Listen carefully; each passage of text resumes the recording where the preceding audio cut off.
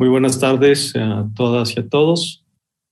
Agradezco la invitación para participar en este simposio al doctor José Jálave, presidente de nuestra Academia Nacional de Medicina, y al coordinador del simposio, al doctor Juan Calleja. El tema que trataré de tocar en los siguientes minutos se refiere a la prevención secundaria de la enfermedad vascular cerebral. Desde luego que en 15 minutos es poco tiempo, así que trataré de dar un panorama general sobre los aspectos que considero relevantes en la prevención. Entonces tocaremos cuál es la importancia que tiene la prevención secundaria después de un infarto cerebral, cuáles son las estrategias para reducir la carga de los eventos vasculares cerebrales, las estrategias de prevención secundaria que se utilizan, como identificar la causa del infarto cerebral, identificar y modificar los factores de riesgo, el tratamiento de prevención secundaria de acuerdo al mecanismo de producción y las perspectivas a futuro sobre nuevas opciones terapéuticas. Esta es la importancia de la prevención secundaria. Como ustedes seguramente saben, alrededor de 13.8 millones de personas tienen un infarto cerebral por año a nivel mundial. La enfermedad vascular cerebral, que es más frecuente en la parte isquémica, deja una discapacidad en la mayoría de los individuos, o por lo menos en la mitad de ellos. Y el otro punto importante, además de esta discapacidad, es la recurrencia que puede tener, y esta recurrencia puede verse a los 30 días, al año y a los 5 años. Y aquí es donde empleamos justamente la prevención secundaria. Identificamos una serie de factores que tenemos que tratar de modificar o de tratar para que el individuo no tenga un nuevo evento vascular cerebral. Si el individuo ya quedó con cierta discapacidad, con un nuevo evento vascular cerebral, seguramente esta se incrementará o su discapacidad será mayor. ¿Cuáles son las estrategias que se han utilizado para reducir la carga de los eventos vasculares cerebrales? Uno es la estrategia aguda, que no es el tema que yo tocaré, pero aquí se emplea un tratamiento efectivo en los pacientes que están en la fase aguda para minimizar el impacto en la morbimortalidad. Esta es una estrategia muy efectiva que disminuye la morbimortalidad cuando se identifica y se trata de forma temprana. La segunda es la prevención. Y de la prevención hablamos de prevención primaria, cuando identifico sujetos que tienen factores de riesgo para cualquier evento vascular cerebral, pero que no lo han tenido. Y la prevención secundaria, que es la prevenir la recurrencia de alguien que ya lo tuvo. Un punto importante en prevención es que los pacientes que tienen riesgo de infarto cerebral o hemorragia intracerebral o de recurrencia de la misma, también tienen riesgo de tener eventos cardiovasculares. Es el mismo sistema arterial que irriga el corazón y que irriga las extremidades, así que estos pacientes, además de nuevos eventos cerebrovasculares, pueden tener eventos cardiovasculares o inclusive vasculares periféricos. Esta es una muy buena gráfica de lo que sucede, porque nosotros vemos un infarto cerebral o una hemorragia intracerebral, y lo que hacemos es tratar de modificar y dar tratamiento, modificar algunos factores de riesgo y dar algunos tratamientos. Pero tenemos que considerar cuáles son todos los factores de riesgo. Y además, en los últimos años se habla cada vez con mayor frecuencia de algunas lesiones cerebrales, isquémicas o hemorrágicas que pueden ser asintomáticas y que nos están traduciendo un daño en el cerebro. Y aquí hablamos de infartos silentes, hablamos de microhemorragias, hablamos de angiopatía cerebral amiloide, enfermedad de Alzheimer, que esta también es la demencia es una causa frecuentemente vista en pacientes que tienen un evento vascular cerebral. Y también sabemos que existen factores protectores, como el hacer actividad física regular, el alto nivel de educación, sobre todo para la cognición, y también tenemos identificados cuáles son los principales factores de riesgo que llevan a la enfermedad. Estos son los aspectos quizá más relevantes de la enfermedad vascular cerebral. Uno, la enfermedad vascular cerebral es prevenible hasta en el 90% de los casos y en la gran mayoría de los casos se atribuye principalmente a 10 factores de riesgo que además son modificables. Aquí se incluye la hipertensión arterial, que está presente en 1/3 de los casos de eventos vasculares cerebrales en los países desarrollados y en 2/3 de los casos en países que están en vías de desarrollo. La hipertensión arterial es el principal factor de riesgo que lleva a eventos cerebrovasculares. ¿Cuáles son las intervenciones que podemos hacer? Son múltiples, incluyen a la educación, modificación de estilo de vida, modificar factores sociales y ambientales. Y estas son las estrategias que se han tratado de implementar. La primera es reducir la prevalencia y factores de riesgo en individuos con alto riesgo. Y aquí nos toca una parte importante a los médicos, a los hospitales, a los centros de salud, en donde lo que tenemos que hacer es tratar de identificar a individuos que tienen un riesgo elevado de tener eventos cerebrovasculares, que tienen grandes factores de riesgo. Y la otra es una estrategia poblacional en donde hay que educar a la población. Son estrategias gubernamentales para reducir los factores de riesgo en la población en general. Algunos países han logrado reducir, por ejemplo, controlar la hipertensión arterial, disminuir el consumo de sal, y esta estrategia ha tenido un impacto en la incidencia de eventos cerebrovasculares. Un punto importante en la prevención secundaria, que es el tema al que me tengo que dirigir, es identificar la causa de un infarto cerebral. Una vez que no hice una prevención primaria adecuada y el paciente tiene un evento cerebrovascular isquémico, tengo que tratar de identificar cuál es la causa del infarto cerebral. Y esta subdivisión, de acuerdo al mecanismo que produce un infarto cerebral, se aplica desde 1993 con esta clasificación denominada clasificación de Toast. La clasificación de Toast subdivide a los infartos cerebrales en 5 grandes grupos: en aterosclerosis de grandes vasos, en pacientes que tienen grandes factores de riesgo, y explica el 25% de los casos. Pacientes que tienen fuentes embolígenas cardíacas y que se producen émbolos que llegan finalmente al cerebro y que explican el 20% de los casos. La enfermedad de pequeño vaso o enfermedad lacunar en 25% de los casos. 5% causas raras como disecciones, arteritis, etcétera. Y 25% de los pacientes tienen múltiples causas, o a pesar de que se estudian extensamente, no se logra determinar cuál es la causa del infarto cerebral. Y quiero mostrarles la casuística que tenemos en el Instituto Nacional de Neurología, en donde vean que la aterosclerosis de grandes vasos, de acuerdo a lo reportado con la literatura, explica el 25% de nuestros casos, enfermedad de pequeño vaso en 15%, cardioembolismo 24%, otras causas 17% y criptogénico en el 6%.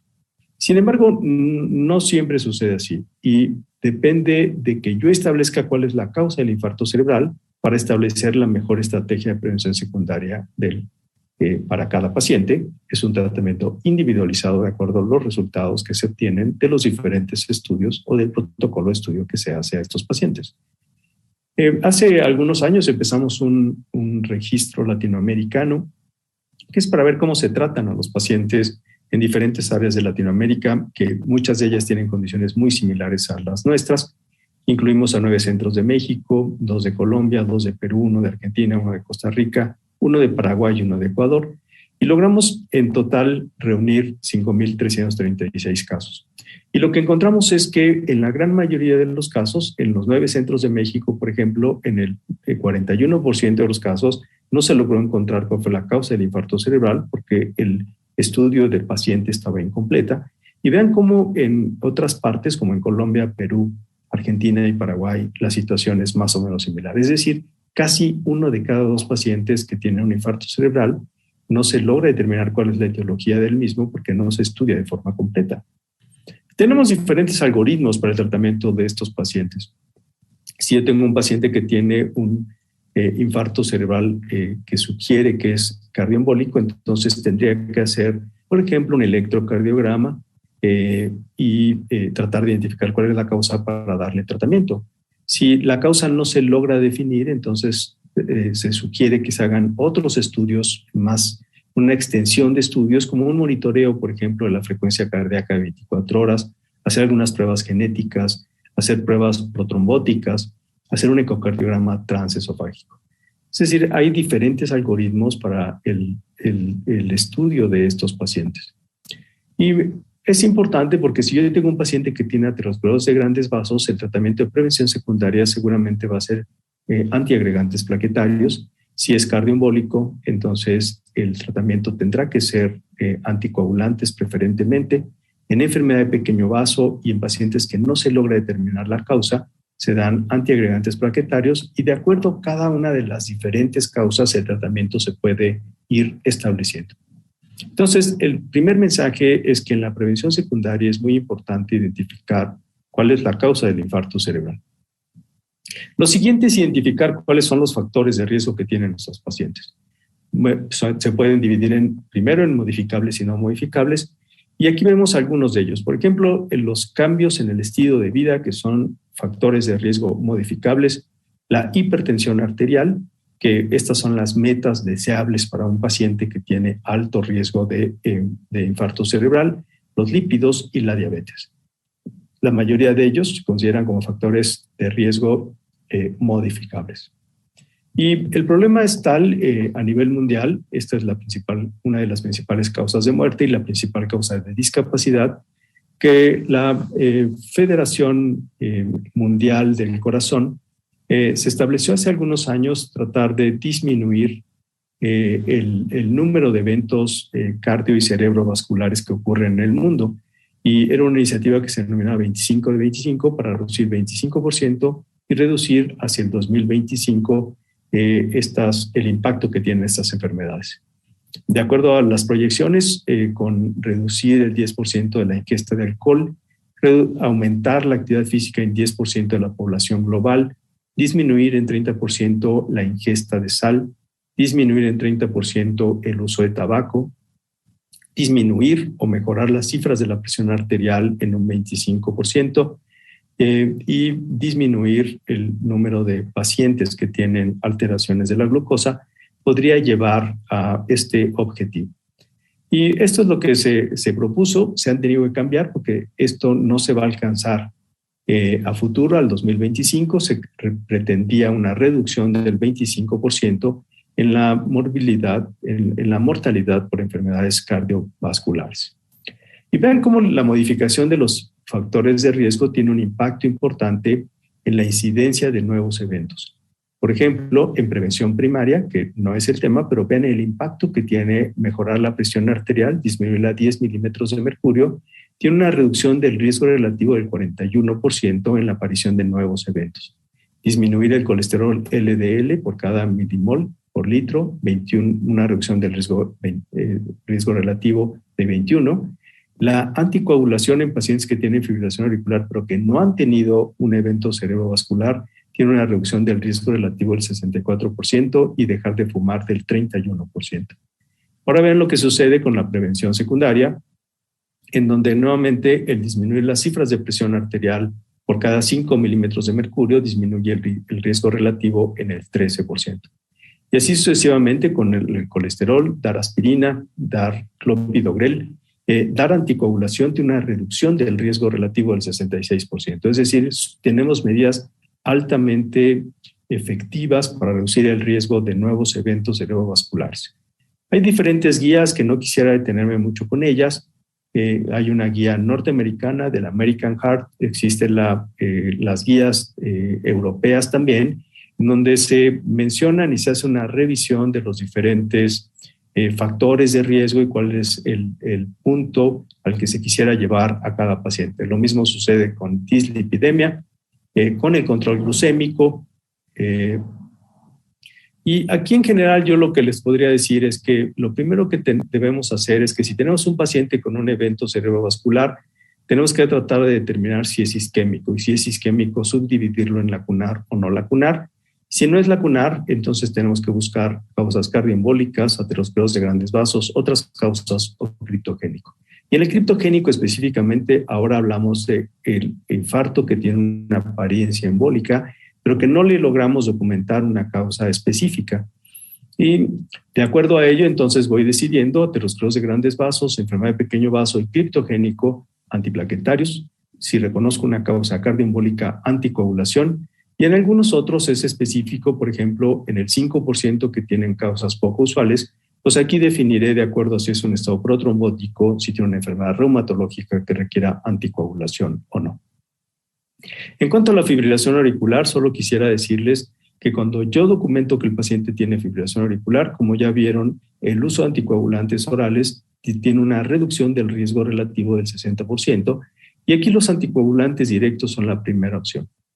Desde luego habría que considerar el riesgo de sangrado en estos pacientes Y hay diferentes anticoagulantes directos, como ustedes ven aquí. En general se considera que todos son comparables entre sí. No quisiera entrar mucho en este tema.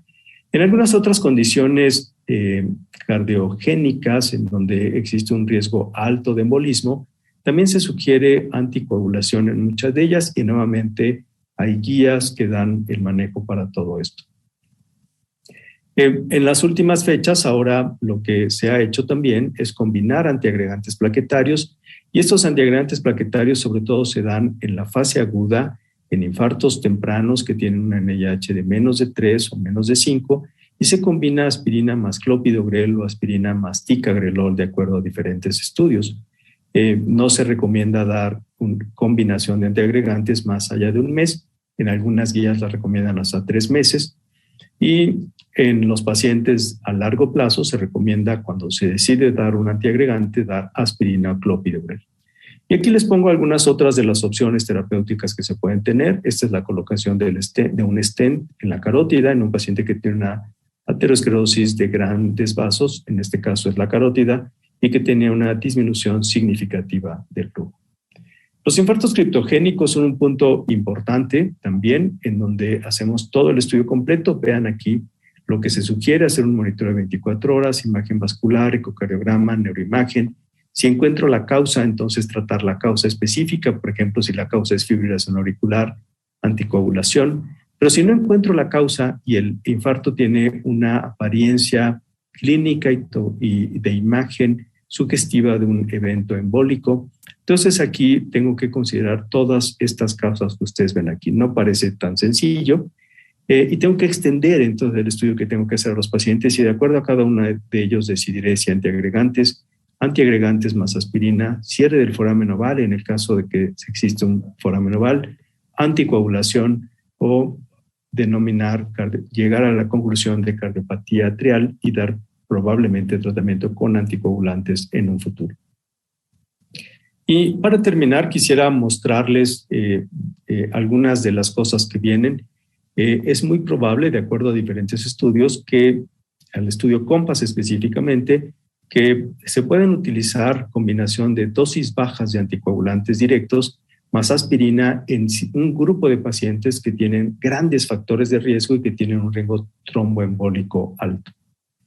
Este es uno de los resultados del estudio COMPASS, en donde no solamente redujo el riesgo de nuevos eventos, sino que además redujo también el riesgo de tener nuevos infartos silentes por resonancia magnética. Y a futuro empiezan a aparecer información sobre otros fármacos que actúan de forma diferente a los que estamos acostumbrados, específicamente este anticuerpo monoclonal G1 humanizado denominado osocimab, que es un factor neutralizante del factor 10 activado. Y hay algunos estudios en donde tiene un efecto comparable contra la enoxaparina y con el apixaban en pacientes que tienen riesgo de embolias, por ejemplo, en reemplazo de rodilla, que es lo que ha aparecido, pero que se empieza a estudiar también en infartos menores y en infartos que no tienen un origen cardioembólico, como podría esperarse. Entonces, en conclusión, para la prevención secundaria es muy importante identificar y modificar los factores de riesgo vascular, identificar el subtipo de infarto cerebral y de acuerdo a ello identificar cuál es la mejor estrategia de prevención secundaria. Y desde luego recalcar que se requieren medidas importantes en esta enfermedad. Unas son las médicas, que nos corresponde a quienes estamos en diferentes hospitales para identificar pacientes con grandes factores de riesgo. Y la otra son medidas gubernamentales, inclusive de nuestras academias, en donde se tendría que implementar la modificación de factores de riesgo en nuestra población, que es una población que tiene una alta prevalencia de obesidad, de uso de tabaco, de diabetes y de hipertensión arterial. Les agradezco mucho su atención y agradezco nuevamente al doctor Jalabe y al doctor Calleja por la invitación a participar en esta sesión.